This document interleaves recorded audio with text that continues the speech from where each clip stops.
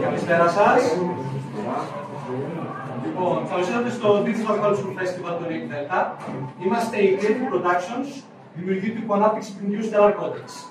Είμαστε για δεύτερη φορά εδώ, ήμασταν και πέρσι. Όσοι ήσταν και πέρσι εδώ, καλώς ήρθατε και πάλι. Για όσοι είναι για πρώτη φορά εδώ, ας συστηθούμε. Λέγομαι Βασίλης Τέτσικας, είμαι ένας εκ των δύο βασικών σενεργογράφων και game designer για το Stellar Codex, καθώς είμαι και ο Art Director. Δίπλα μου είναι ο Νίκος Τζιανίκας, ο έτερος σεναριογράφος, ο βασικός σχεδιαστής και ο βασικός προγραμματιστής του παιχνιδιού, καθώς γενικότερα ο αρχιτέκτονας του όλου εγχειρήματός μας. Τελευταίος, αλλά όχι λιγότερο σημαντικός, ο Γιώργος Αλεξάκης, ο οποίος είναι ο βασικός σχεδιαστής των 3D γραφικών μας, καθώς και ο video editor μας. Εκτός από εμάς τους τρεις, στο Stellar Codex έχουν συνεισφέρει και ο Ηλίας Τσιρίδης, που έχει κάνει έξτρα 3D μοντέλα και δεν είναι δυστυχώς εδώ, καθώς και είναι ένα Αλεξάκη που δεν έχει προλάβει να έρθει γέρος, που έχει τη μουσική επιμέλεια. Το Stellar Codex είναι ένα παιχνίδι δράσης, συγκεκριμένα ένα on-rails shooter. Είναι ένα on-rails shooter που λαμβάνει χώρα σε ένα κόσμο επιστημονικής φαντασίας. Το παιχνίδι είναι υποκατασκευή, αλλά έχουμε ένα demo με ένα ολόκληρο επίπεδο, το οποίο μπορείτε να παίξετε. Το είχαμε από το πρωί εδώ πέρα, δεν το έχετε κάνει. Μπορείτε και αργότερα σήμερα και όλη μέρα αύριο, στη γωνία εδώ πέρα που έχουμε στήσει. Πέρσι ήταν η πρώτη φορά που δείξαμε το Stellar Codex στο ευρύ κοινό και καταπιεστήκαμε με μια εισαγωγή για το τι είδους παιχνίδι είναι. Περιγράψαμε το gameplay, τον τρόπο χειρισμού, τη φύση των αντιπάλων και άλλα παρεμφερή.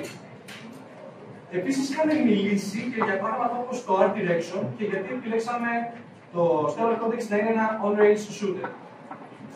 Φέτος, μιας και έχουμε ένα ακόμα πιο ολοκληρωμένο demo από το περσινό, θα αφήσουμε τον gameplay να μιλήσει περισσότερο παίζοντας το παιχνίδι. Η ομιλία μας σήμερα θα επικεντρωθεί περισσότερο σε τεχνικά θέματα που έχουν να κάνουν με την ανάπτυξη ενός παιχνιδιού όπως το Stellar Codex. Πριν όμως που δείξουμε στα βαθιά, το καταλάβει ο κύριος από εδώ, θα μιλήσουμε για λίγο για τον κόσμο του παιχνιδιού, ένα θέμα που αγγίξαμε πολύ επιφανειακά πέρσι. Το Stellar Codex είναι μια ιστορία επιστημονικής φαντασίας. Βρισκόμαστε γύρω στο 2540. Η ανθρωπότητα έχει εξαπλωθεί στα άστρα και έχει αφηγήσει πολλούς νέους κόσμους. Αυτό κατορθώθηκε χάρη σε δύο επιλογές. Η πρώτη είναι κάτι που συναντάμε συχνά σε τέτοιες ιστορίες, το Warcraft. Μια τεχνολογία που επιτρέπει σε ένα διαστημόπλιο να διπλώνει κατά κάποιον τρόπο το χώρο και το χρόνο γύρω του, έτσι ώστε να κινείται κατά κάποιον τρόπο πιο γρήγορα από το φως. Η δεύτερη τεχνολογία είναι τα λεγόμενα Fargates. Είναι κολοσσιαία διαστημικά οικοδομήματα που ανοίγουν πύλες μεταξύ τους, επιτρέποντας στιγμιαία μεταφορά από τη μία πύλη στην άλλη. Η ιδέα είναι η εξής για αυτές τις δύο εφευρέσεις. Τα διαστημόπλια χρησιμοποιούν τα warp drives για να καλύπτουν σχετικά μικρές με γνώμονα την αφροδοσύνη του γαλαξία αποστάσεις, καθώς και για εξερεύνηση νέων συστημάτων. Ακόμα όμως και με τα warp drives, το εξής στο διάστημα παίρνει πολύ χρόνο. Και εκεί έρχονται τα Fargates. Αν ένα μέρος είναι αρκετά σημαντικό ώστε να χρειάζεται άμεση πρόσβαση, τότε κοιτίζουν ένα Fargate.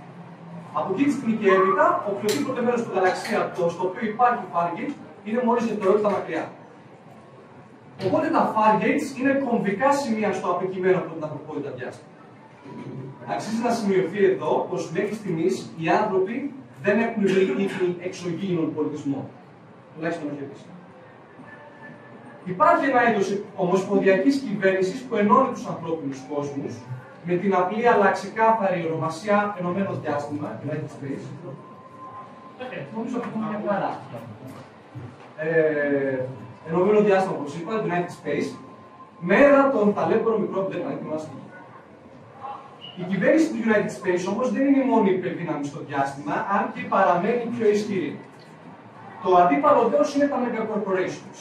Πρόκειται για εταιρείες προφανώς, όχι πολυεθνικές, αλλά πολυπλανητικές. Ελέγχουν πραγματικά ολόκληρους πλανήτες και έχουν ακόμα και τους δικούς τους ιδιωτικούς στρατούς.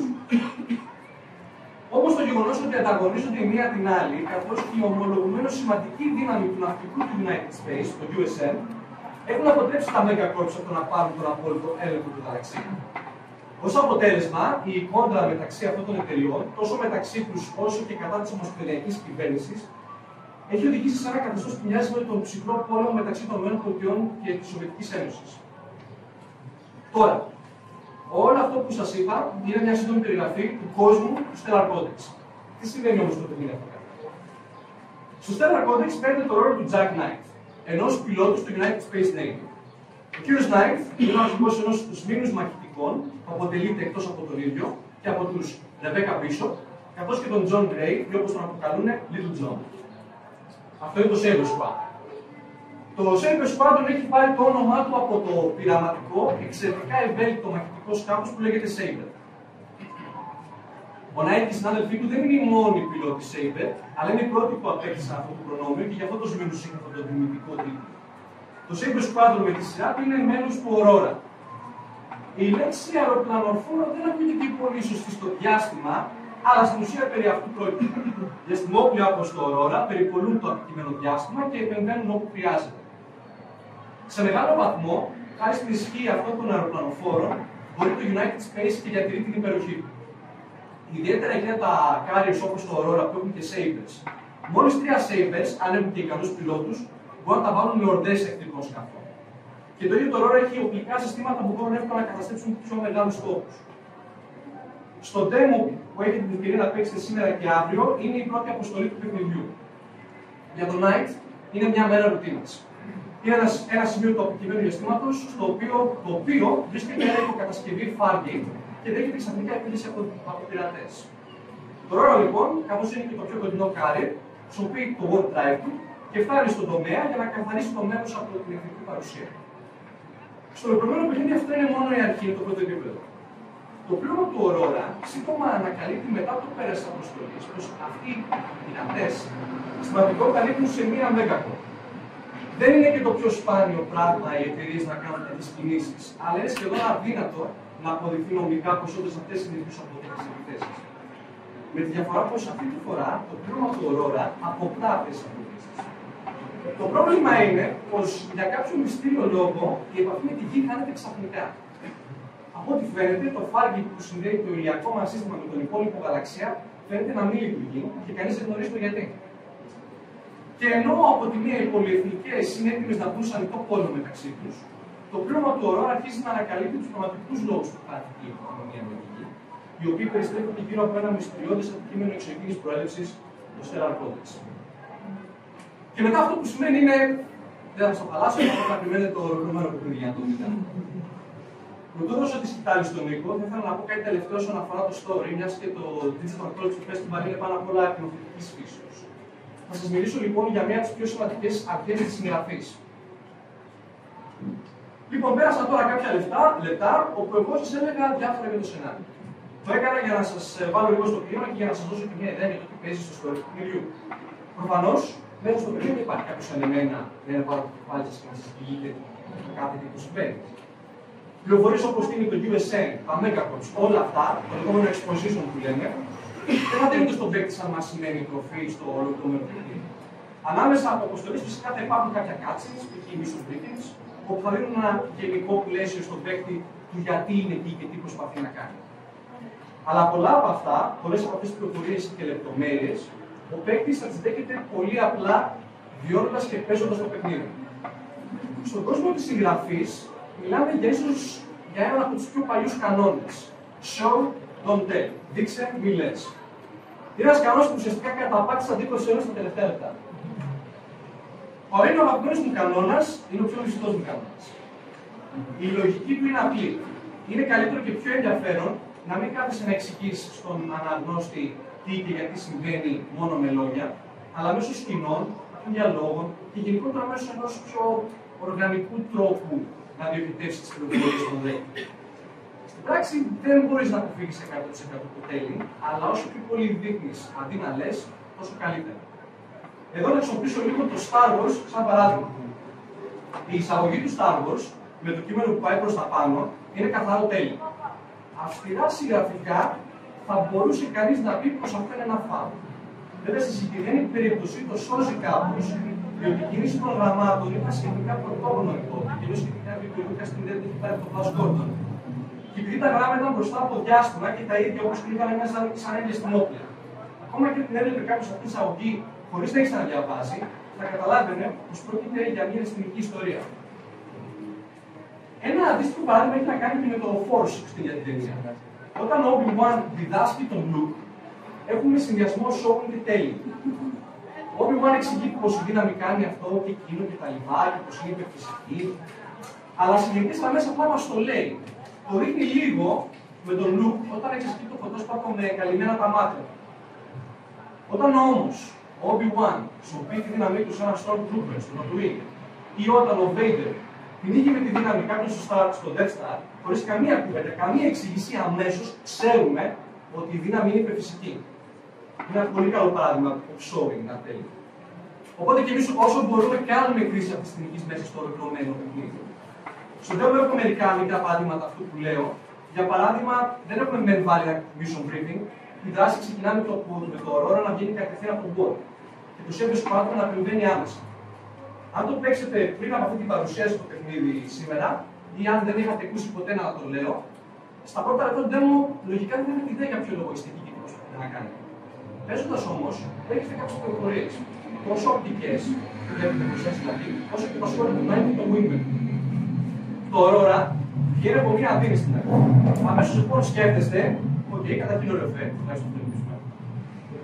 Κατά δεύτερον, OK, αυτό το σκάφος ή τηλεμεταφέρεται ή πάει πιο όλο το φως ή τέλος πάντων έχει warp drives που όσοι ασχολούνται με επιστημονική φαντασία και διαστημόπλαια σίγουρα έχουν ακούσει αυτό το άλλο άπειρες φορές. Μετά παίρνει τον έλεγχο του Saber, βγαίνοντας μέσα από το Aurora. Αυτό σας δείχνει με τη μία πως το μεγάλο σκάφος είναι carrier, που βαλάει πολλά δηλαδή. Μπροστά σας, στο παιχνίδι σε κάποια φάση, βλέπετε ένα πλανητοειδή και ένα φεγγάρι το οποίο είναι μισοκατεσταμένο. Δεν σας έχει πει κανείς τίποτα, αλλά αμέσως καταλαβαίνετε πως κάτι σπουδαίο έχει γίνει. Ωραία, κάποιο φαινόμενο, είναι ανθρώπινα χέρια, στην παρούσα φάση δεν το γνωρίζετε. Πολεμάτε επίσης τα αρχικά πρώτα σκάφη ηλεκτρικά που σας έρχονται. Υπάρχει ένα σχόλιο από Wingman που λέει το When this drones on our side, ο Λιτζόν το λέει τώρα. Αυτό αμέσως σας λέει με λίγες λέξεις πολλά πράγματα. Καταρχήν σας λέω ότι υπάρχουν ρομποτικά σκάφη και ότι κάποιος τα επαναπρογραμμάτισε εναντίον σας. Τώρα δεν θα κάτσω να σας κουράσω και με υπόλοιπα μικρά παραδείγματα που έχουμε στο τέλο. Αυτά θα το σας κουράσει και τα βλέπω σε λίγο. Τώρα δηλαδή. Απλά ήθελα να σας πω κάποια πράγματα για αυτή την τεχνική που χρησιμοποιούμε στο παιχνίδι. Τώρα, για περισσότερους πληροφορίες για τα αποστολή που έχουμε ετοιμάσει και παίζετε σήμερα και αύριο εδώ πέρα και για το πώς φτιάχτηκε, θα δώσω τη σκητάλη ιστορία.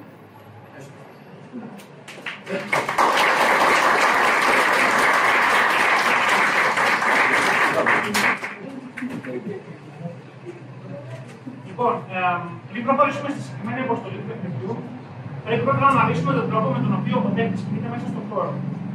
Στο συγκεκριμένο είδος παιχνιδιών, το οποίο ονομάζεται On Rails, ο παίκτης είναι κλειδωμένος σε μια προκαθορισμένη πορεία, η οποία τον οδηγάει σε συγκεκριμένο μονοπάτι μέσα στην πίστα. Ο παίκτης ουσιαστικά κυρίστε το σκάφος του σε ένα περιορισμένο χώρο γύρω από αυτό το μονοπάτι. Σε παλιότερα παιχνίδια αυτού του είδους, από τα οποία βρούμε και έμπνευση, το μονοπάτι ήταν μια ευθεία γραμμή, η οποία οδηγούσε τον παίκτη γραμμικά από το σημείο Α στο σημείο Β και όλα τα στοιχεία της πίστας, όπως η ευθύ και τα εμπόδια τα οποία έπρεπε να αποφύγει, ήταν επάνω σε αυτή τη γραμμή. Εμείς θέλοντας να φέρουμε μια έξτρα διάσταση στον τρόπο χειρισμού του παίκτη, αποφασίσαμε να μην κάνουμε χρήση ευθύγραμμων τμήματων και να κάνουμε χρήση περιοδικών καμπύλων ή αλλιώς splines στα αγγλικά.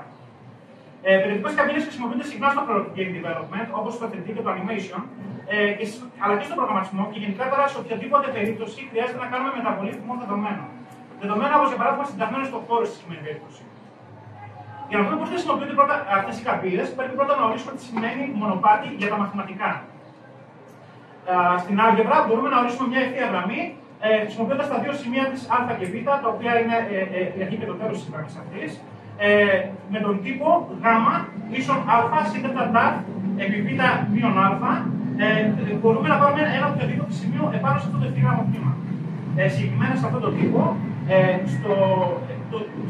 στο τέταρτα ίσον 0,5 μπορούμε να πάρουμε τη μέση του ευθύγραμμου τμήματος, το οποίο είναι το σημείο γ. Στο τέταρτα ίσον 0 μπορούμε να πάρουμε την αρχή του ευθύγραμμου τμήματος, το σημείο α. Και στο σημείο τέταρτα μπορούμε να πάρουμε το τέλος της γραμμής, το οποίο είναι το σημείο β. Ένα παιχνίδι on rails παλιάς γενιάς λοιπόν μπορούσε που προτιμούσε να έχουν ευθύγραμμα μονοπάτια, το μόνο που είχε να κάνει ήταν να ορίσει στη μνήμη την αρχή και το τέλος του μονοπατιού και έπειτα σε κάθε frame σταδιακά να αυξάνει την τιμή του ΔΤΑ από το 0 έως το 1, όπου Δέλτα τάφ ίσον 1 σημαίνει ότι το σκάφος έχει φτάσει στο τέλος της γραμμής και μπορούσε να τελειώσει η πίστα. Το παιχνίδι μας ακολουθάει την ίδια λογική, απλά με περιοδικές καμπύλες αντί για ευθύγραμμα τμήματα. Συνεχίζουμε να χρησιμοποιούμε το ποσοστό Δέλτα τάφ για να ορίσουμε ένα σημείο επάνω στην καμπύλη, αλλά αυτή τη φορά χρησιμοποιούμε ένα διαφορετικό τύπο με τον οποίο κάνουμε αυτόν τον υπολογισμό. Οι περιοδικές καμπύλες ουσιαστικά είναι πολυώνυμα. Στη συγκεκριμένη περίπτωση χρησιμοποιούμε πολυώνυμο τρίτου βαθμού, το οποίο σημαίνει ότι αντί για δύο σημεία α και β, έχουμε πλέον 4 σημεία α, β, γ, δ, στα οποία τα σημεία α και δ συνεχίζουν να είναι η αρχή και το τέλος της καμπύλης, αλλά έχουμε επίσης και τα σημεία β και γ, τα οποία ορίζουν τη θέση της καμπύλης και επίσης τη γωνία στην οποία παίρνει η καμπύλη σε αυτά τα σημεία. Ο τελικός τύπος λοιπόν, που χρησιμοποιείται για να βρούμε αυτή την καμπύλη είναι ο εξής. Τώρα, όπως καταλαβαίνετε, αυτή η παρουσίαση θα έχει αρκετά μαθηματικά. Δεν θα σας κουράσω πάρα πολύ με λεπτομέρειες, όπως για παράδειγμα το λόγο για τον οποίο ο συγκεκριμένος τύπος έχει τη μορφή. Το πάρα πολύ όμορφο πράγμα με τον προγραμματισμό είναι ότι μπορούμε να αφήσουμε την άρση βαρών στους μαθηματικούς, να μας φτιάξουν αυτούς τους τύπους και μετά να τους πάρουμε εμείς στο κωδικά μας και να τους βάλουμε απλά μέσα και να τους αφήσουμε απλά να δουλεύουν. Για όσους μπορεί να γνωρίσουν απλά, θέλω να τονίσω ότι στο συγκεκριμένο πολυώνυμο ο βαθμός του είναι αυτό το σημείο. Και όπως και με τα γραμμικά μονοπάτια, μεταβάλλοντας την τιμή του Δέλτα τάφ από το 0 έως το 1, παίρνουμε τη θέση του σκάφους από την αρχή ως το τέλος της καμπύλης. Αυτό μας επιτρέπει να σχεδιάσουμε μονοπάτια που διασχίζουν τον χώρο κάπως έτσι. Τοποθετώντας τον παίκτη με αυτόν τον τρόπο επάνω στη σκηνή, του δίνει τη δυνατότητα να επηρεάσει τη θέση του αναλογικά με το σημείο αυτό στο οποίο βρίσκεται πάνω στην καμπύλη, μέχρι μια συγκεκριμένη ακτίνα μακριά. Και αυτή η προσέγγιση μας επιβάλλει να αναθεωρήσουμε πώς λειτουργούν τα πάντα μέσα στο παιχνίδι, όπως θα δούμε και παρακάτω αναλυτικά. Η καμπύλη είναι το επίκεντρο του παιχνιδιού. Τα πάντα που βρίσκονται γύρω της επηρεάζονται από αυτήν. Ο παίκτης, η θέση του είναι διαρκώς πάνω της και όλοι οι εχθροί ενεργούν με βάση του παίκτη πάνω στην καμπύλη. Είναι φυσικό και επόμενο λοιπόν η τεχνητή νοημοσύνη να επηρεάζεται από αυτόν τον τρόπο σκέψης συγκεκριμένα. Ο όρος τεχνητή νοημοσύνη στα πλαίσια του σχεδιασμού παιχνιδιών έχει μεγάλο εύρο και καλύπτει πάρα πολλές περιπτώσεις. Η τεχνητή νοημοσύνη που χρησιμοποιείται από ένα παιχνίδι μπορεί να είναι και συνήθως είναι πάρα πολύ διαφορετική από την τεχνητή νοημοσύνη που χρησιμοποιείται από άλλα παιχνίδια και σε εφαρμογή αλλά και σε στόχο. Αυτό οφείλει στο γεγονός ότι υπάρχει πάρα πολύ μεγάλη ποικιλομορφία στα παιχνίδια που μπορούμε να δημιουργήσουμε. Για παράδειγμα, σε παιχνίδια όπως η Dama και το Σκάκι, τα οποία είναι παιχνίδια μηδενικού αθροίσματος, ή αλλιώς Zero Sum Games, το μόνο που έχει να κάνει τεχνητή νοημοσύνη είναι να βρει την επόμενη καλύτερη κίνηση του υπολογιστή από ένα συγκεκριμένο αριθμό κινήσεων, βλέποντας αρκετές κινήσεις μπροστά. Σε αντίθεση, σε ένα πολεμικό παιχνίδι, για παράδειγμα, η τεχνητή νοημοσύνη πρέπει να χειριστεί τους εχθρούς μέσα στο παιχνίδι, ώστε να βρουν το καλύτερο μονοπάτι προς τον παίκτη και επίσης χρησιμοποιώντας την τεχνική που λέγεται pathfinding, επίσης μέσω finite state machines να αποφασίσει τι θα κάνουν αυτοί οι εχθροί, άμα παράδειγμα θα γυρίσουν να επιτεθούν στον παίκτη όταν έχουν άνοιγμα ή άμα θα τον κυνηγήσουν, άμα θα φύγουν και ούτω καθεξής. Και επίσης να αποφασίσουν σε ποιο παίκτη θα επιτεθούν ανάλογα με το ποιος δίνει καλύτερο στρατηγικό πλεονέκτημα εάν δεν φτάνει. Αυτό το τελευταίο είδος που ανέφερα είναι πιο κοντά στο είδος τεχνητής νοημοσύνης που χρησιμοποιήσαμε στο Stellar Cortex. Όπως είπα και πιο πριν, η ιδιαίτερη φύση του χειρισμού του παιχνιδιού μας επέβαλε να την προσεγγίσουμε αυτή την τεχνητή νοημοσύνη με έναν πολύ ιδιαίτερο τρόπο. Το πρώτο πρόβλημα που έπρεπε να λύσουμε μέσα στο παιχνίδι είναι το γεγονός ότι ο παίκτης δεν μπορεί να στρίψει ακολουθώντας πάντα την καμπύλη συγκεκριμένα πάνω στο μονοπάτι που έχουμε ορίσει. Αυτό με τη μία δημιουργούσε διάφορα προβλήματα. Για παράδειγμα, σε ένα παιχνίδι πολεμικό δεν υπάρχει κανένα πρόβλημα ένας εχθρός εκτός οπτικού πεδίου να πυροβολήσει τον παίκτη από μια στριψιόν, για παράδειγμα. Ο παίκτης μπορεί να ακούσει από την σφαίρα και να γυρίσει να του σκοτώσει κανονικά. Αυτό είναι κάτι το οποίο δεν γίνεται στο παιχνίδι μας. Ο παίκτης είναι πάνω στην καμπύλη και ακολουθάει την γωνία της καμπύλης. Αυτό ήταν ένα πρόβλημα το οποίο έπρεπε να λύσουμε από τις αρχές του όλου του παιχνιδιού.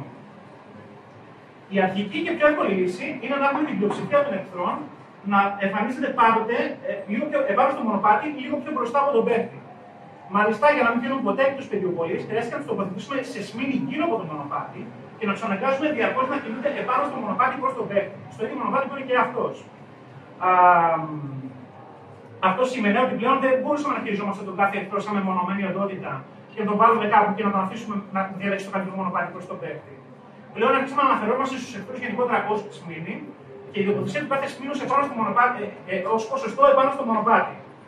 Αντί να δημιουργήσουμε έναν εχθρό στη θέση κύψη ζήτα και να τον αφήσουμε να πλησιάσει στον παίκτη όσο καλύτερα μπορεί, πλέον δημιουργήσαμε ένα σμήνο εχθρών με κέντρο ένα ποσοστό τη καμπύλη και με ανοχή μια συγκεκριμένη ακτίνα γύρω από την καμπύλη, με βάση την οποία θα μπορούσε να κινηθεί και το σφύρος και ο παίκτης.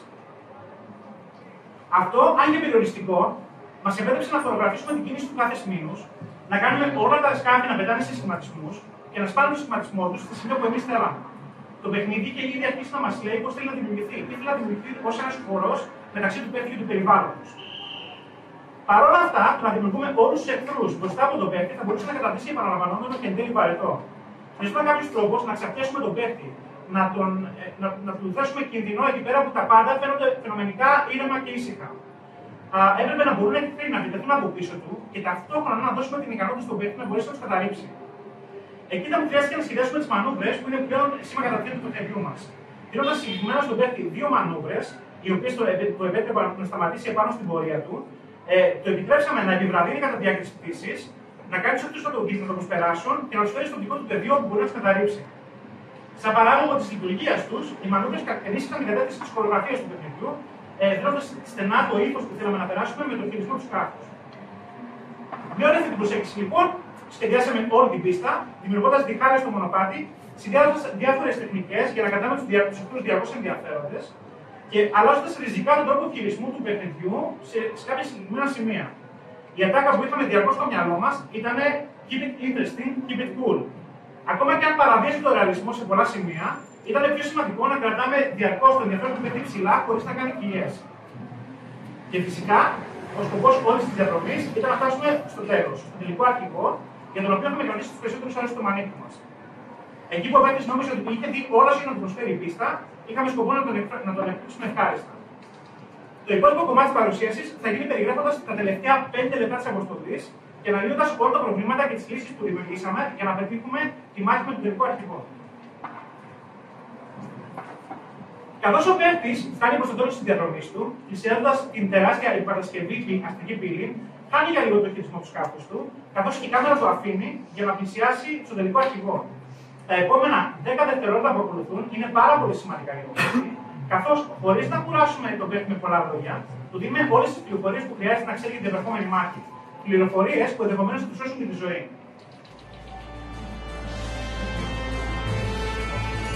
Is that a construction bot? Careful. I'm getting hostile readings. It must be repurposed. Let's go hunting then. Αφού κάνει zoom η κάμερα, μπορούμε να ξεχωρίσουμε για πρώτη φορά το σήμα του αρχηγού, το οποίο είναι αραχνοειδές με σφαιρικό σώμα. Επίσης, βρίσκουμε τον αρχηγό να παραμονεύει σε μια σκαλωσιά και ταυτόχρονα ο τελικός ήρωας και σήμα αρχηγού αναφέρονται σε αυτόν ως construction bot. Αυτή είναι η μόνη αναφορά που θα γυρίσει στο τι ακριβώς είναι και ποια είναι η δουλειά του σε αυτό το μέρος, αλλά ο παίκτης έχει ήδη όλα τα κομμάτια του πάζλ που χρειάζεται για να το καταλάβει από μόνος του. Η μόνη λογική εξήγηση είναι ότι στο σύμπαν του παιχνιδιού αυτά τα construction bots χρησιμοποιούνται για να φτιάξουν αυτές τις τεράστιες κατασκευές στην οποία στέκεται το συγκεκριμένο. Το αραχνοειδές σχήμα τους επιτρέπει να διασχίζουν αυτές τις κατασκευές όπως θα διασχίσει μια αράχνη του μισθό της. Αυτό δίνει μια πολύ σημαντική πληροφορία στον παίκτη, πώς ενδεχομένως θα κινηθεί ο τελευταίος εχθρικός στην επερχόμενη μάχη. Στα επόμενα 2 δευτερόλεπτα, το construction bot αντιλαμβάνεται την ύπαρξη του παίκτη και γυρνάει να τον κοιτάξει περιστρέφοντας το πάνω ημισφαίριο του σώματός του, δίνοντας ένα τεράστιο φακό ως μάτι. Αυτό δείχνει στον παίκτη ότι ο τελικός αρχηγός έχει περιόριση 360 μοιρών, καθώς το πάνω ημισφαίριο του σώματός του μπορεί να κινηθεί ανεξάρτητα από το υπόλοιπο σώμα του. Το οποίο το κάνει άκρως πιο επικίνδυνο, καθώς δεν δείχνει τη φάση μιας άμυνας του. Το δε μάτι του, για έναν έμπειρο παίκτη, δίνει το ενδεχόμενο μιας πιθανής επίθεσης με λέιζερ. Ταυτόχρονα, ενώ ο κεντρικός χαρακτήρας και οι σύμμαχοί του συζητάνε το ενδεχόμενο ότι κάποιος ίσως επαναπρογραμμάτισε το ρομπότ για να γίνει επιθετικό, ο τελικός αρχηγός κλείνει και ανοίγει τα πειραματικά του συστήματα, τα οποία είναι προσαρμοσμένα στο πάνω μέρος του σώματός του και είναι παρόμοια με τα πειραματικά συστήματα που έχει και ο παίκτης του υπόλοιπου σκάφους. Ο παίκτης έχει πλέον πλήρη γνώση των επιθέσεων του και τη κίνηση στον χώρο αυτού του αρχηγού, χωρίς να χρειαστεί να του πούμε τίποτα για όλα αυτά ευθέως. Όπως είπε και ο Βασίλης, show, don't tell. Και αν υπήρξε οποιοδήποτε ενδιασμός ότι ακολουθάει μάχη με τελικό αρχηγό, η μουσική έχει αλλάξει σε νέο κομμάτι, ειδικά γραμμένο για την επερχόμενη συμπλοκή, και μια μεγάλη μπάρα ενέργειας εμφανίζεται σταδιακά στο πάνω μέρος της οθόνης, με το όνομα του αρχηγού εμφανώς γραμμένο από κάτω της. Ο παίκτης έχει πλέον ξεκάθαρο στόχο για την ολοκλήρωση αυτής της αποστολής. Καθώς η κάμερα επιστρέφει πίσω από το σκάφος του παίκτη και συνεχίζει η αποστολή, ο τελικός αρχηγός υποδέχεται τον παίκτη με την πρώτη του επίθεση, το Drilling Laser. Για να δούμε πώς δημιουργήθηκαν τα μοτίβα επιθέσεων με το laser του αρχηγού, πρέπει να αναπτύξουμε πρώτα τα συστήματα συντεταγμένων που χρησιμοποιήθηκαν. Κατά κύριο λόγο, στη δημιουργία παιχνιδιών, όταν θέλουμε να ορίσουμε ένα σημείο στον χώρο, χρησιμοποιούμε το καρτεσιανό σύστημα συντεταγμένων. Μιλάμε φυσικά για το ευρύτερο διαδεδομένο σύστημα συντεταγμένων, κατά το οποίο κάθε σημείο στον χώρο παρουσιάζεται ως αναλογία με τρεις άξονες ύψη ζ, οι οποίοι αντιστοιχούν σε μήκος, ύψος και πλάτος, και με το σημείο αυτό να είναι τα τρία νούμερα που αντιστοιχούν στον κάθε άξονα ξεχωριστά. Στη Unity, όπως και σε όλα τα game engines, χρησιμοποιούμε το καρτεσιανό σύστημα συντεταγμένων για να ορίσουμε οποιοδήποτε σημείο στον χώρο. Στη γεωμετρία όμως έχουμε δημιουργήσει και άλλα συστήματα συντεταγμένων, και ένα από αυτά, το πολικό σύστημα, έχει κάποιες ιδιαίτερες ιδιότητες που χρειάστηκαμε κι εμείς στο παιχνίδι μας. Όπως και στο καρτεσιανό σύστημα, έτσι και στο πολικό, χρειαζόμαστε ένα σταθερό σημείο αναφοράς από το οποίο να ορίσουμε το σημείο στον χώρο. Η διαφορά μεταξύ των δύο συστημάτων είναι ότι αντί να μετράμε αποστάσεις από το κέντρο σε μήκος, ύψος και πλάτος, στο πολικό σύστημα συντεταγμένων μετράμε απόσταση από το σημείο αναφοράς και γωνία αποκλήσης από τον οριζόντιο άξονα. Το ενδιαφέρον με τις μοίρες και τις γωνίες είναι ότι έχουν την ιδιότητα να κάνουν λούπες. Μια γωνία 360 μοίρων είναι ακριβώς ίδια με μια γωνία 720 μοίρων και με μια γωνία κοινών 440 μοίρων. Το μόνο που αλλάζει από αυτές τις γωνίες είναι πόσες φορές κλείσαμε ολόκληρο κύκλο μέχρι να φτάσουμε στην τελική γωνία. Και από αυτό συνεπάγεται ότι οποιαδήποτε γραφική παράσταση επάνω σε ένα πολικό σύστημα θα διατηρεί αυτή την ικανότητα να κάνει λούπες, εάν μεταβάλουμε τη γωνία θ μέσα στην παράσταση αυτή. Μια γραφική παράσταση, σαν αυτή που χρησιμοποιήσουμε στο παιχνίδι μας, για παράδειγμα, με τύπο R ίσον α συν β επί συνημήτων του γ επί θ. Όπου R είναι η απόσταση από το σημείο αναφοράς και θ είναι η γωνία απόκλησης από τον οριζόντιο άξονα. Δοκιμάζοντας διάφορες τιμές για τις μεταβλητές α, β και γ, μπορούμε να σχεδιάσουμε πολλά διαφορετικά μοτίβα για γωνίες από θ έως 360 μοίρες. Το μόνο που μας πρέπει να κάνουμε είναι για να μπορέσουμε να χρησιμοποιήσουμε τις εξισώσεις αυτές στη Unity είναι να μετατρέψουμε τις εξισώσεις αυτές από πολικό σύστημα σε καρτεσιανό σύστημα συντεταγμένο. Ευτυχώς αυτό γίνεται εύκολα, ορίζοντας για συντεταγμένη χ τις τιμές R επί το συνημήτωνο του θ και για συντεταγμένη ψ την τιμή R επί ημίτωνο του θ. Με αυτόν τον τρόπο, αυξάνοντας την τιμή της γωνίας θ σταδιακά σε βάθος χρόνου, μπορούμε να παράγουμε ένα σημείο στον χώρο το οποίο να διαγράφει την πορεία των συγκεκριμένων γραφικών παραστάσεων. Και με ακριβώς αυτόν τον τρόπο, ο τελικός αρχηγός παράγει την πορεία του laser του στην οθόνη του παίκτη.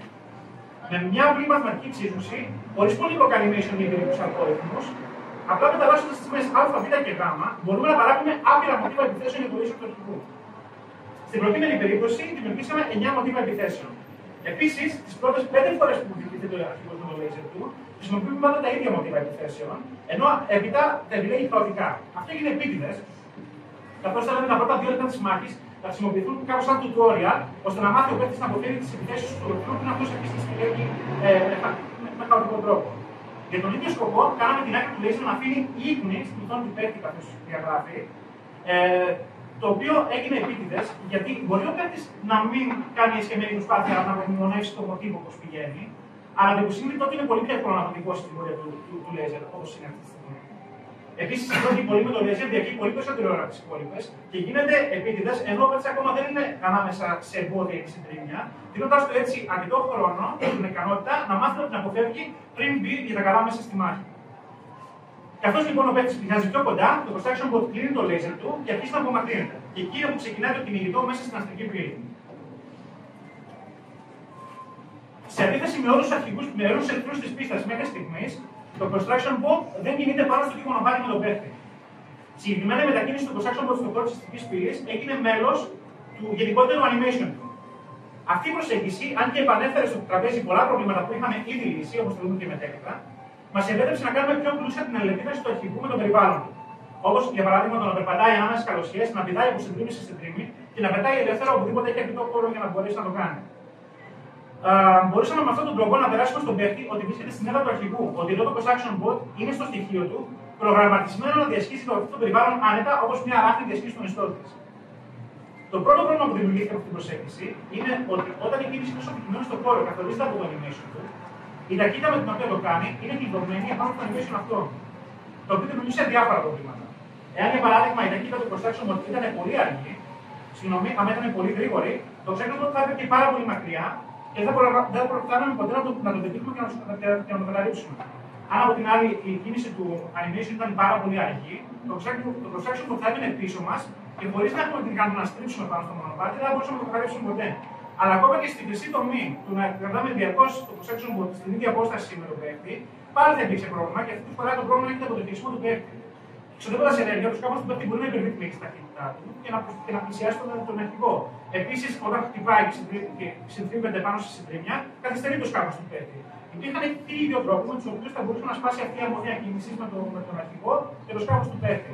Και ήταν δικιά μας υποχρέωση να μπορέσουμε να λύσουμε αυτό το πρόβλημα. Για να το λύσουμε, αποφασίσαμε να κάνουμε τον αρχηγό να κινείται πολύ πιο γρήγορα από τον παίκτη, ώστε να μην υπάρχει ποτέ η δυνατότητα του να μείνει πίσω του. Επιπλέον, σε συγκεκριμένα σημεία στο animation πάνω στην πορεία του, επιλέγαμε αυτά τα σημεία ώστε να μπορέσουμε να κάνουμε τον αρχηγό να σταθεί και να γυρίσει να επιτεθεί με το laser προς τον παίκτη. Ταυτόχρονα, ενώ βαρούσε με το laser, θα μετρούσε την απόσταση του από τον παίκτη και όταν ο παίκτης θα πλησίαζε αρκετά, θα έσπαγε την επίθεση με το laser και θα συνέχιζε πάνω στο animation του. Με αυτόν τον τρόπο, κάναμε έτσι έναν χορό μεταξύ του αρχηγού και του παίκτη, όπου ο αρχηγός θα όριζε το tempo, οδηγώντας μπροστά, και περιμέναμε στον παίκτη να ακολουθήσει για να συνεχίσουν την χορογραφία. Κάθε στάση του αρχηγού έδινε την ευκαιρία για επίθεση προς τον παίκτη και επέτρεπε τον παίκτη να πλησιάσει πιο κοντά. Η μάχη με τον αρχηγό συνεχίζεται μέσα στη συντρίμια της αστικής πύλης, μέχρι που αυτός παίρνει αρκετή απόσταση από τον παίκτη και ετοιμάζεται για πρώτη φορά να επιτεθεί με τα πυραυλικά του συστήματα. Και εδώ βρεθήκαμε αντιμετώπιοι με ένα πρόβλημα το οποίο έχει λυθεί στις προηγούμενες μάχες. Αν και εξ αρχής το construction mode είναι ευθυγραμμισμένο με τον παίκτη, όταν στέλνει τους πυράβλους του, το μονοπάτι του παίκτη σύντομα τον αναγκάζει να στρίψει, βγάζοντας έξω από το αεροπεδίο και τον αρχηγό αλλά και τους πυράβλους που εκείνη τη στιγμή κατευθύνονται προς τους σκάφους του παίκτη. Το πρόβλημα με τα πυρά που έρχονται από εκτός οθόνης είναι ότι είναι αδύνατο να καταρρύψεις ή να τα αποφύγεις, αναγκάζοντας τον παίκτη να χτυπηθεί ασχέτως το πόσο δεξιοτέχνης είναι στο χειρισμό του σκάφους του. Το οποίο είναι σήμα κατά του κακού σχεδιασμού παιχνιδιών και έπρεπε να το λύσουμε. Η λύση βρέθηκε χρησιμοποιώντας την καμπύλη του παίκτη. Πλέον οι πύραυλοι φύγανε με λίγο πιο πολύπλοκο τρόπο προς τον παίκτη. Κατά την επέκταση των πυράβλων, ο αρχηγός πλέον ελέγχει την καμπύλη του παίκτη και βρίσκεται στο συντομότερο σημείο προς αυτόν επάνω σε αυτή την καμπύλη. Έπειτα, στο σημείο εκείνο, δημιουργεί ένα δυναμικό σμήνος, το οποίο έχει 6 ώρα τα σημεία γύρω σε ειδικές θέσεις. Οι 6 πυράβλοι που εκτοξεύει, αντί να ακολουθήσουν τον παίκτη απευθείας, ακολουθάνε ένα από αυτά τα σημεία, ουσιαστικά ορίζοντας την πορεία των πυράβλων γύρω από το μονοπάτι του παίκτη. Έπειτα, ο αρχηγός κινεί τον σμήνο που ακολουθάνε οι πυράβλοι του αντίστροφα πάνω στην καμπύλη, οδηγώντας το προς τον παίκτη. Την ίδια στιγμή, ο κάθε πυράβλος ελέγχει την απόσταση του από τον παίκτη, και όταν φτάσει στα 10 μέτρα από αυτόν, αποκόπτεται το σμήνος και εκδηλώνεται κατευθείαν επάνω στον παίκτη. Αν και αρκετά πιο πολύπλοκη, αυτή η μέθοδος μας έδωσε την ικανότητα να εκτοξεύσουμε πυράβλους στον παίκτη εκτός ώρα του πεδίου και να είμαστε σίγουροι ότι όταν θα έρθει η ώρα να χτυπήσουν τους στόχους τους, να βρίσκονται ακριβώς μπροστά στο επίπεδο του πεδίου του παίκτη, όπου μπορεί αυτός ή να τους καταρρύψει ή να τους υποφύγει. Το υπόλοιπο μέρος της μάχης ήταν εύκολο να ετοιμαστεί. Είχαμε ήδη λύσει όλα τα προβλήματα που προκάλεσε η αλλαγή του τρόπου κίνησης του αρχηγού. Τη μάχη την οδηγήσαμε σε ένα σημείο στην πύλη, στο οποίο το μονοπάτι του παίκτη μπορούσε να κάνει λούπα, ώστε να δώσουμε την ικανότητα στον παίκτη να του βάλει όση ώρα θέλει μέχρι να καταστρέψει τον τελικό αρχηγό. Ο θάνατος του αρχηγού είναι αντισυμβατικός. Δεν υπάρχει καμία έκρηξη, καμία αναγνώριση από τον κεντρικό ήρωα ή του συμμάχους του ότι αποστελεί τελείωση. Μια εκτυφλωτική λάμψη τοποθετεί το πλάνο στο κέντρο της πύλης με τον αρχηγό εμφανώς κατεστραμμένο να φλέγεται. Η μουσική χαμηλώνει εντελώς ένταση και ο παίκτης και οι σύμμαχοί του πετάνε γύρω από το construction board ελέγχοντας τα απομεινάρια. Το πλάνο αυτό εξυπηρετεί πολλούς σκοπούς. Ο πρώτος είναι ότι είναι η πρώτη φορά που ο παίκτης μπορεί τον αρχηγό από τόσο κοντά. Μας δίνεται η ευκαιρία εδώ πέρα να δείξουμε όλη τη ζημιά που του προκάλεσε ο παίκτης καθ' όλη τη διάρκεια της μάχης μέχρι αυτή τη στιγμή. Επίσης, τοποθετώντας τον παίκτη τόσο κοντά του, μπορεί πλέον να συνειδητοποιήσει πόσο πραγματικά μεγάλος είναι αυτός ο εχθρός, συγκρίνοντας το σκάφος με το μέγεθος του αρχηγού. Σε δευτερόλεπτα μέσα, ο ηλεκτρισμός διαπερνάει το σώμα του αρχηγού, καθώς το μισοκατεστραμμένο μάτι του ενεργοποιείται ξανά και τεινάζεται όλο το σώμα. Η μάχη δεν έχει τελειώσει ακόμα. Τα συστήματα του κάνουν επανεκκίνηση και ανάβει τους προθετήρες του για να ξεφύγει από τον παίκτη. Εδώ που κανονικά άλλα παιχνίδια θα είχαν τελειώσει την πίστα, εμείς την οδηγούσαμε σε ένα εντυπωσιακό φινάλε. Ο αρχηγός προσπαθεί να αποδράσει από τον παίκτη, οδηγώντας προς τον πλανήτη, και ο παίκτης τον κυνηγάει για να τον αποτελειώσει. Η δεύτερη φάση της μάχης αλλάζει δραστικά το πώς λειτουργεί ο αρχηγός στον χώρο. Πλέον η κίνησή του δεν καθορίζεται από το animation του. Ο αρχηγός από εδώ και στο εξής έχει το δικό του μονοπάτι, το οποίο συμπίπτει με το μονοπάτι του παίκτη. Το animation του επίσης είναι σε μορφή blend tree, κατά το οποίο ο κώδικας είναι αυτός που καθορίζει την κίνηση του αρχηγού και το blend tree παρέχει το αντίστοιχο animation με βάση αυτή την κίνηση.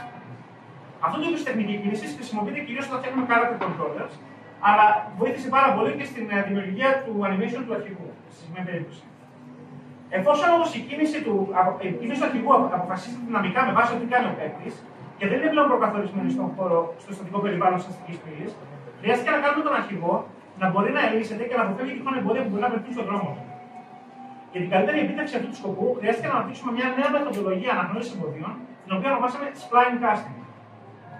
Για να κατανοήσουμε πώς λειτουργεί αυτή η τεχνολογία, πρέπει να εξετάσουμε πρώτα πώς άλλα παιχνίδια λύνουν αυτό το πρόβλημα και για ποιο λόγο αυτές οι λύσεις δεν μπορούσαν να εφαρμοστούν έξω από το κουτί τους στο δικό μας παιχνίδι. Ο τρόπος με τον οποίο κανονικά μπορούμε να εντοπίσουμε αντικείμενα στον χώρο είναι σχετικά απλός. Κάθε αντικείμενο στη σκηνή, με το οποίο μπορούμε να συγκρουστούμε, καταγράφει τον εαυτό του και τη θέση του στο σύστημα σε κάθε frame. Ανά πάσα στιγμή μπορούμε να κάνουμε raycasting, κοινώς να πετάξουμε μια αόρατη ακτίνα προς μια συγκεκριμένη κατεύθυνση, σε ένα συγκεκριμένο μήκος, και το σύστημα από πίσω ελέγχει όλα τα καταγεγραμμένα αντικείμενα, βλέποντας εάν κάποιο από αυτά βρίσκεται στην πορεία της ακτίνας. Αυτό είναι ένας από τους τρόπους με τους οποίους μονάδες μιας σκηνής ελκύονται μέσα στον χώρο, αποφεύγοντας εμπόδια, πετώντας μια τέτοια ακτίνα μπροστά τους πριν από κάθε κίνησή τους και αλλάζοντας προορισμό εάν αυτή η ακτίνα βρει κάποιο εμπόδιο. Στην δικιά μας περίπτωση όμως, ο αρχηγός είναι πλέον σε προκαθορισμένη θέση πάνω στο μονοπάτι. Δεν είναι εύκολο να αλλάξει πορεία, καθώς μπορεί μόνο να κινηθεί μέχρι μια ορισμένη ακτίνα μακριά από αυτό το μονοπάτι. Επίσης, αν το μονοπάτι του λίγο πιο κάτω κάνει καμπύλη, οι πληροφορίες του raycasting θα του ήταν άχρηστες, καθώς η ακτίνα θα βρίσκεται να βρει αντικείμενα τα οποία είναι εκτός του μονοπατιού, και δίνοντας λάθος πληροφορίες για το τι υπάρχει πιο κάτω στο μονοπάτι στον αρχηγό. Για να λύσουμε το θέμα αυτό, λοιπόν, χρειάζεται να δημιουργήσουμε ένα νέο είδος casting, το οποίο η ακτίνα να στρίβει μαζί με το μονοπάτι. Για να το πετύχουμε αυτό, χρησιμοποιήσαμε πράγματα που ήδη ξέραμε από την κίνηση του αρχηγού.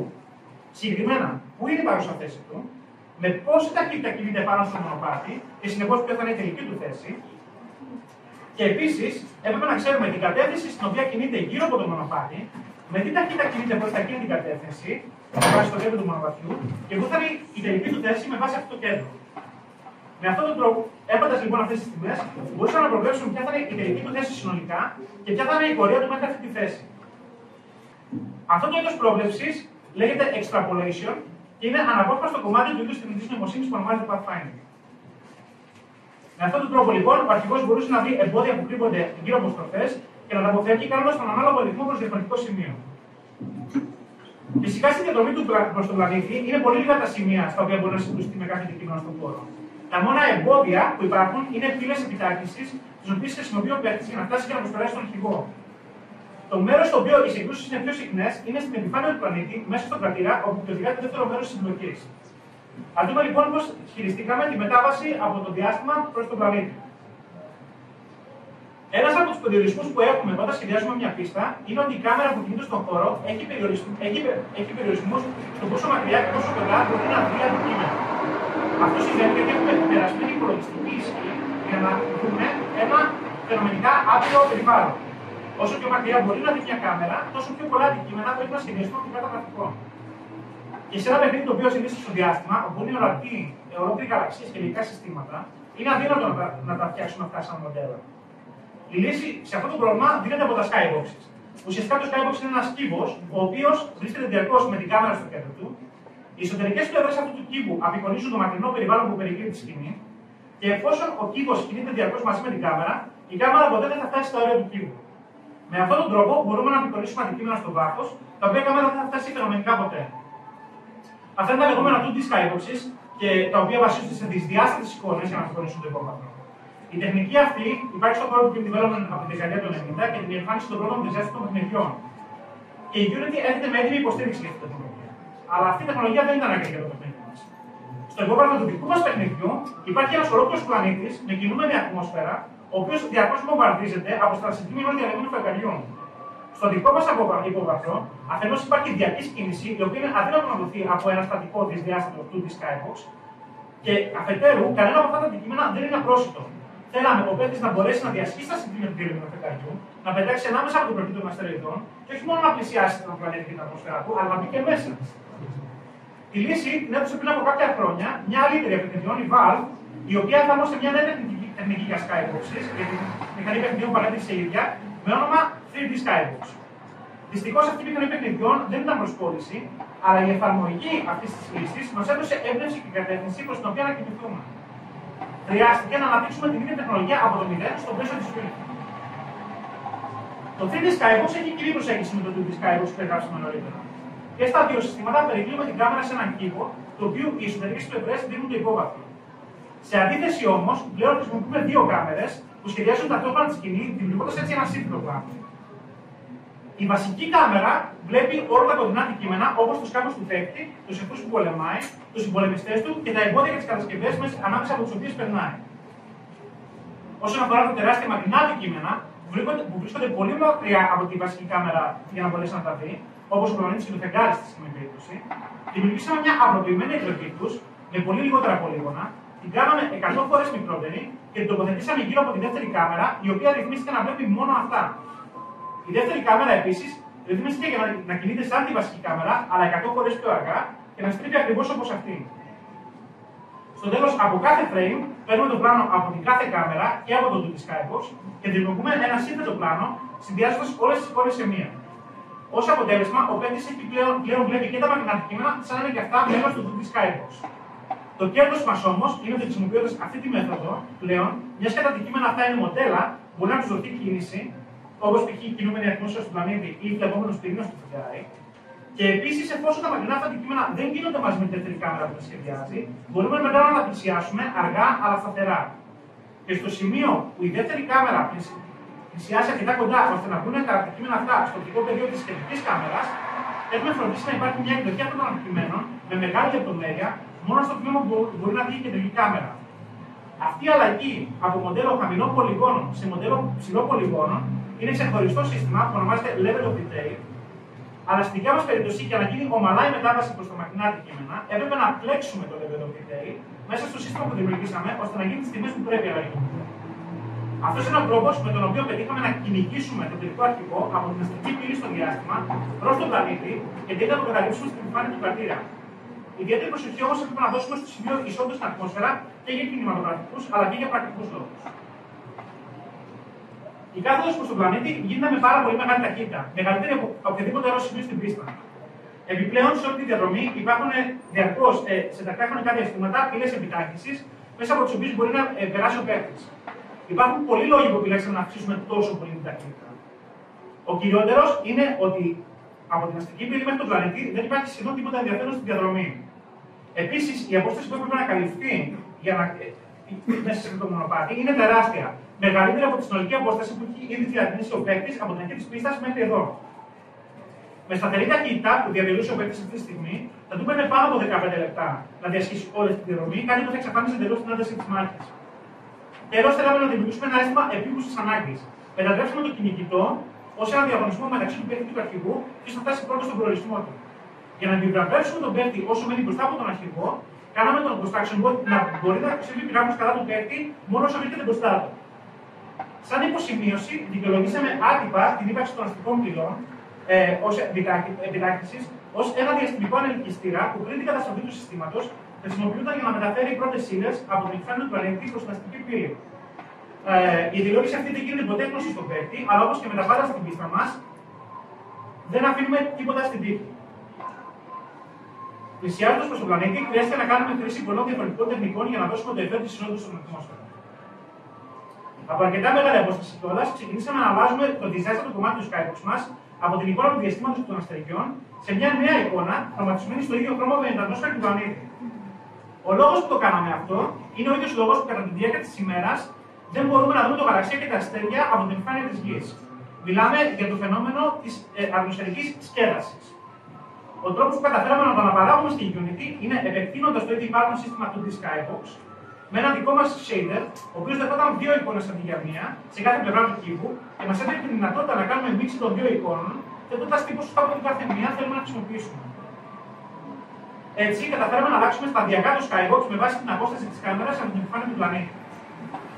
Πλησιάζοντας ακόμη πιο κοντά στην ατμόσφαιρα, μειώσαμε σταδιακά την ταχύτητα και αλλάξαμε τη γωνία εισόδου. Αυτό είναι κάτι που κάνουν και τα πραγματικά διαστημόπλια που ξαναβαίνουν στον πλανήτη από τροχιά, καθώς μεγάλη επιτάχυνση ή λάθος γωνία εισόδου είναι ικανό να διαλύσει τους κάμπους του παίκτη. Παρόμοια με το πόσο επίπονη είναι μια βουτιά σε μια πισίνα με τα μούτρα. Ταυτόχρονα δημιουργήσαμε ένα πεδίο ανάφλεξης γύρω από τους κάμπους του παίκτη, αλλά και τον αρχηγό για να δείξουμε πως η τριβή του κάμπους με τον αέρα της ατμόσφαιρας παράγει αρκετή ενέργεια για να τον αναφλέξει. Αντιστοίχως, βάλαμε ένα παρόμοιο effect στα όρια της κάμερας στην οθόνη του παίκτη, υπονοώντας πως και αυτή είναι ένα φυσικό αντικείμενο που αποθέτει τον παίκτη μέσα στην ατμόσφαιρα.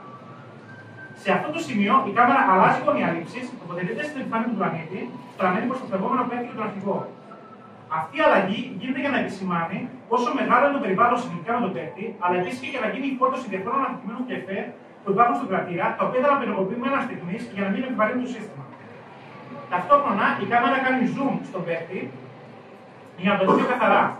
Τον τρόπο λήψης του zoom τον εμπνευστήκαμε από μια αγαπημένη μας σειρά που εξελίσσεται στο διάστημα, τον Πάντα στα Γαλάκτικα. Στη σειρά εκείνη, όλες οι μάχες στο διάστημα βιντεοσκοπούνται με ασταθή κάμερα που κινείται με το χέρι του βιντεολήπτη, καθώς αυτός προσπαθεί να εστιάσει διαρκώς τη δράση. Το τελικό αποτέλεσμα δίνει στη μάχη την ίδια αίσθηση επίγουσας ανάγκης που θέλαμε και εμείς να περάσουμε καθ' όλη τη διάρκεια της μάχης στον τελικό αρχηγό, όπου όλα γίνονται γρήγορα. Δεν υπάρχει χρόνος να συνειδητοποιήσει την κάμερα και την εστίαση, είναι και αυτή επηρεασμένη από το χαμό που γίνεται τριγύρω της. Φυσικά στο παιχνίδι δεν υπάρχει βιντεολήπτης κατά την κάμερα. Η θέση της κάμερας σε κάθε καρέ υπολογίζεται με μαθηματικό τρόπο, μεταβάλλοντας σταθερές τιμές συντεταγμένων. Το να αναπαράγουμε την αδένεια στη λήψη από ένα σταθές χέρι αποδείχθηκε αρκετά δύσκολο. Η λύση δόθηκε με τη χρήση ημιτονοειδών κυμάτων. Ένα ημιτονοειδές κύμα ορίζεται από την έκφραση f του χ ίσον ημίτονο του χ, όπου το αποτέλεσμα για κάθε τιμή του χ σε ένα σύστημα αξώνων χ ισούται με το ημίτονο αυτής της τιμής. Αν ορίσουμε αυτή την εξίσωση σε γράφημα, παίρνουμε το αρκετά γνωστό ημιτονοειδές κύμα. Στην παρούσα εξίσωση, αν αντικαταστήσουμε την τιμή χ με τον τρέχον χρόνο λειτουργίας του παιχνιδιού, ο οποίος συνεπώς αυξάνεται από καρέ σε καρέ, και χρησιμοποιήσουμε το αποτέλεσμα της εξίσωσης για να μεταβάλουμε τη θέση της κάμερας σε έναν από τους άξονες της, π.χ. στον κάθετο άξονα, μπορούμε να κάνουμε την κάμερα να πηγαίνει σταθερά πάνω και κάτω όσο προχωράει ο χρόνος. Και αν κάνουμε το ίδιο για κάθε άξονα της κάμερας, μπορούμε να κάνουμε την κάμερα να κινείται θετικά και αρνητικά σε όλους τους άξονες της. Το πρόβλημα με αυτή την κίνηση είναι ότι δεν είναι ρεαλιστική. Με αυτή την προσέγγιση, η κάμερα θα κινείται πάντα μεταξύ των ίδιων σημείων σε όλους τους άξονες της με την ίδια συχνότητα. Η κίνηση αυτή είναι μηχανική και σίγουρα δεν μοιάζει ασταθής που είναι και το ζητούμενό μας. Η λύση στο πρόβλημα αυτό δίνεται εάν πολλαπλασιάσουμε στην παραπάνω εξίσωση τον χρόνο χ με το ημίτονο του. Αυτό το είδος ο πολλαπλασιασμός ουσιαστικά κάνει τη συχνότητα του κύματος να μην είναι σταθερή αλλά πανενδρομική. Με αυτόν τον τρόπο η κάμερα όχι μόνο κινείται μεταξύ μεταβαλλόμενων σημείων στον χώρο, αλλά μεταβάλλει και επίσης το ρυθμό της μεταβολής της. Το μόνο που χρειάζεται να κάνουμε μετά για να ολοκληρώσουμε την κίνηση ήταν να ξεκινήσουμε τον κάθε άξονα της κάμερας από διαφορετικό σημείο πάνω στην καμπύλη, ώστε να μην διατηρεί την ίδια συχνότητα πάντα σε όλους τους άξονές της. Έτσι θα κινείται πάντα με διαφορετικό ρυθμό μπρος-πίσω από ό,τι κινείται πάνω κάτω και δεξιά-αριστερά. Με αυτόν τον τρόπο η κάμερα, αν και συνεχίζει να ελέγχει το μαθηματικό τύπος, δείχνει να είναι φαινομενικά ασταθής και χαοτική, κρύβοντας από τον παίκτη την αλήθεια ότι στον πραγματισμό δεν μπορούμε ποτέ να έχουμε πραγματικό χάος. Η κίνηση της κάμερας ολοκληρώνεται καθώς αυτή κάνει zoom στο παιχνίδι και εστιάζει πάνω του. Το εφέ της εστίασης είναι ένα απλό φίλτρο θολούρας που έχετε έτοιμο με τη unit. Οι υπόλοιποι πίστα είναι σχετικά απλοί. Με την επιστροφή της κάμερας πίσω από το σκάφος του παίκτη, έχουμε φορτώσει όλα τα εφέ που θα χρειαστεί κρατήρας. Κλείνουμε σταδιακά όλα τα εφέ της ισότητας στην ατμόσφαιρα, επιταχύνουμε ξανά το σκάφος και ο παίκτης πλέον μπαίνει στην τελική λούπα, η οποία θα επαναλαμβάνεται διαρκώς μέχρι ότου ο τελικός εχθρός πεθάνει οριστικά. Κάπου εδώ είναι που τελειώνουν τα 5 λεπτά της αποστολής. Ο σκοπός μας ήταν να δείξουμε πόσο σημαντική είναι η αιμονή στη λεπτομέρεια που μπορεί να βοηθήσει ένα παιχνίδι και πόσο πολύ μπορεί να βοηθήσει στο να συγχωρήσει αυτό το παιχνίδι τον αναβαθμισμό του. Η λεπτομέρεια που δώσαμε στα τελευταία 5 λεπτά της αποστολής έχει δοθεί σε ολόκληρη την πίστα και ευελπιστούμε στο τέλος να δοθεί και σε ολόκληρο το παιχνίδι. Και φυσικά οι γνώμες σας και οι διορθώσεις σας και οι συμβουλές σας είναι πάρα πολύ σημαντικές για το παιχνίδι μας. Ο λόγος που πιστεύω ακόμα εσύ την μορφή που έχετε αυτή τη στιγμή είναι επειδή ακούσαμε τις προτροπές σας και τις εφαρμόσαμε στο παιχνίδι μας εκεί πέρα που τελειώσαμε το τελικό όραμα που έχουμε δημιουργήσει στο παιχνίδι. Και φυσικά θα χαρούμε πάρα πολύ να σας δούμε στο χώρο που έχουμε έξω και σήμερα και αύριο, που θα είμαστε από το 2 το βράδυ για να δοκιμάσετε το παιχνίδι και να μας δώσετε όλες τις συμβουλές σας. Δεν μπορώ να τονίσω πόσο σημαντικές είναι για να κάνουμε το παιχνίδι μας όσο πιο εντυπωσιακό και όσο πιο ενδιαφέρον γίνεται για τον παίκτη. Για την ώρα θα χαρούμε πάρα πολύ να χρησιμοποιήσουμε τον υπόλοιπο χρόνο που μας απομένει, αν μας απομένει. Για τυχόν ερωτήσεις που μπορεί να έχετε. Ευχαριστώ.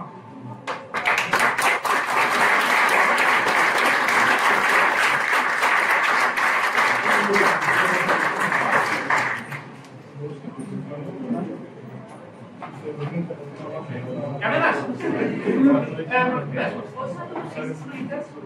Πώς είμαστε στην συνεργασία στην ομάδα? Εμείς οι τρεις φτιάχνουμε το παιχνίδι, η κοπέλα γράφει μουσική και αυτός είναι ο σκελετός μας. Τη συγκεκριμένη αποστολή τη φτιάχνουμε 2,5 χρόνια. Αλλά ευελπιστούμε να επιταχύνουμε από εδώ και στο εξής, γιατί πάμε για χρηματοδότηση.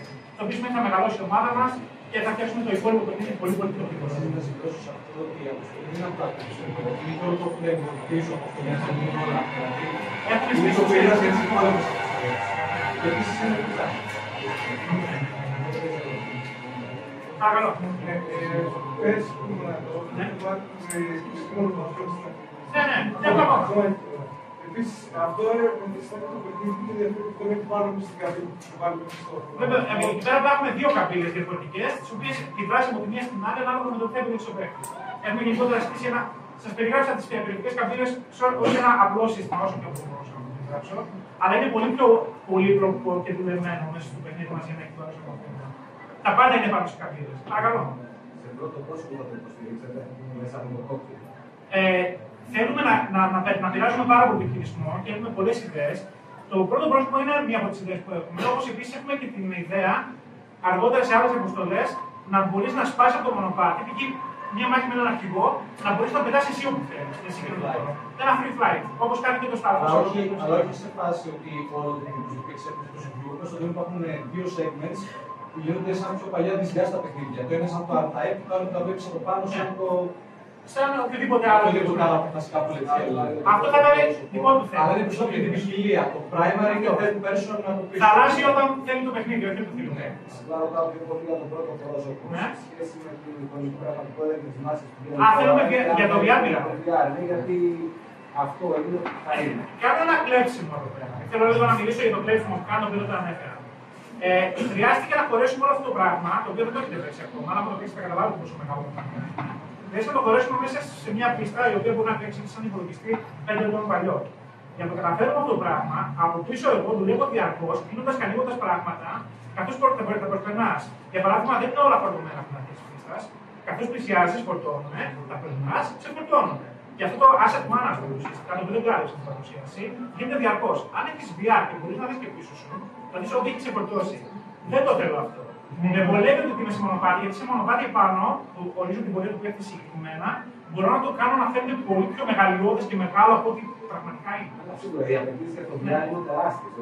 Ναι, και επίσης μια ακόμα απαιτήση. Το Resident Evil πήγε προς τα συμβαίνει πιο χαμηλά να έρθουν το VR. Όχι μόνο αυτό, αυτό όμως οφείλεται επίσης και στο γεγονός ότι το VR θέλει 90 frame rate. Τουλάχιστον. Ναι, εγώ 90 frame rate σε αυτό το παιχνίδι δεν μπορώ να βγάλω αυτά τα λεπτά. Πρέπει να τα ρίξω πάρα πολύ. Το οποίο εντάξει, το VR είναι πολύ ενδιαφέρον με τέτοια τεχνολογία και ενδεχομένως κάποιο άλλο παιχνίδι μας το χρησιμοποιήσουμε. Αλλά το Star Wars δεν έχει έφτανα για VR γιατί στο Όχι, απλά ρώτησα γιατί κάνει υπήρχε σε πρώτο πρόσωπο. Θα ήταν εντυπωσιακό. Μετά, άμα γινόταν και εξαγωγή της διαμετρίας με έναν εξομοιωτή. Ναι, θα ήταν πολύ καλό. Υπάρχει κάποιο λόγο που δεν μπορεί να δει σε VR ακόμα παιχνίδια τέτοιου είδου. Και είναι αυτό, είναι τεχνικό. Παρακαλώ. Ναι. Έχετε κάποιο είδου συγκεκριμένε επενδύσει, ελάχιστε και κυμμένε.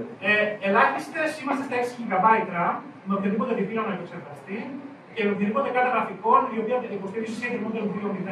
Το οποίο ουσιαστικά είναι μέχρι και 6 χρόνια παλιά γραφικό. Αυτές είναι οι ελάχιστες. Το 50 θα έχει, αλλά πρέπει να ρίξει όλα τα γραφικά στο 0 από τα options. Τα recommended, στο τέτοιο παιχνίδι τρέχει όπως το είδατε και όπως το βλέπετε και έξω, πρέπει να έχετε τουλάχιστον 8 GB RAM και όλα τα υπόλοιπα είναι. Μόνο στη RAM έχουμε θέμα γιατί φορτώνουμε sections πολύ μεγάλα, τα οποία φορτώνουν στη RAM για να μπορέσουν να αυτό. Παρακαλώ. Η συγκεκριμένη αποστολή διαρκεί 20 λεπτά. Το ελάχιστο που θέλουμε να φτιάξουμε στο τελικό αποτέλεσμα είναι 10 αποστολές. Οπότε μιλάμε για 200 λεπτά, το οποίο είναι 25 ώρες. Και επίσης θα υπάρξει και χρόνος ανάμεσα στις αποστολές, στον οποίο μπορείς να ξεδέψεις υπόψη που παίρνεις στις τέλος της αποστολής και να αναβαθμίσεις τους κάρτους. Αυτό επίσης είναι μέρος του gameplay και παίρνει κάποιο χρόνο.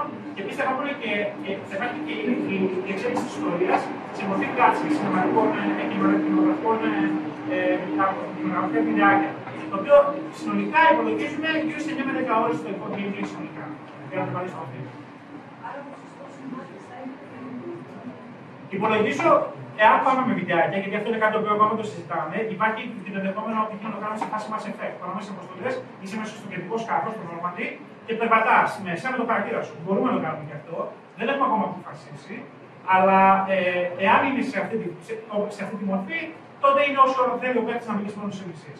Εάν είναι στη μορφή της cinematic, θέλουμε τουλάχιστον μία ώρα διάρκεια, αν όχι παραπάνω, για να μπορέσουμε να λύσουμε την αποστολή. Και όλο το υπόλοιπο, και όλο το υπόλοιπο story θα εξηγήσετε κατά τη διάρκεια της πίστας. Από τα πίστας της πίστας. Παρακαλώ. Αυτό ήταν κάτι το οποίο αναλύσαμε στην περσινή μας διάλεξη εδώ πέρα στο ΔΕΛΤΑ. Ουσιαστικά εκείνο το διάστημα που ξεκινήσαμε να φτιάχνουμε το παιχνίδι, δύο ήταν οι μηχανές που μπορούσαμε να επιλέξουμε. Ή η Unity ή η Unreal. Η CryEngine δεν ήταν καν στην εκείνη φάση. Ο λόγος που πήγαμε στην Unity ήταν αφενός επειδή είχαμε προϋπηρεσία στην Unity και ξέραμε ήδη το framework, και αφετέρου γιατί το επαγγελματικό μοντέλο της Unreal εκείνο το διάστημα δεν ήταν καθόλου ευνοϊκό για νέους developers. Ζητούσαν τρελά ποσοστά για πολύ μικρό αριθμό πωλήσεων, δηλαδή από ένα σημείο και μετά ζητάνε ποσοστά. Αυτό το σημείο ήταν πολύ χαμηλά και η Unity δεν είχε τελικά. Οικονομικώς μας συνέφερε η Unity. Ήταν λίγο πιο δύσκολη η μηχανή για να την δουλέψουμε σχετικά με την Unreal. Η Unreal είναι πολύ ευχάριστη και ευνοϊκή για νέους developers. Είναι όλα με μενού, είναι όλα UI κτλ. Στη Unity θέλει λίγο πιο πολυπόδικα για να κάνεις αυτό που θέλεις. Αλλά είχαμε ήδη εξάσκηση πραγματική, οπότε δεν πήγε. Το τεχνικό θέμα δεν ήταν αυτό. Βλέποντας, έχω ένα. Θα το δούμε άτομα που βλέπω στην YouTube το στην παρουσίαση, οπότε δεν θέλω να τους κράξω πάρα πολύ. Αλλά ένα μεγάλο πρόβλημα είναι το light map dating.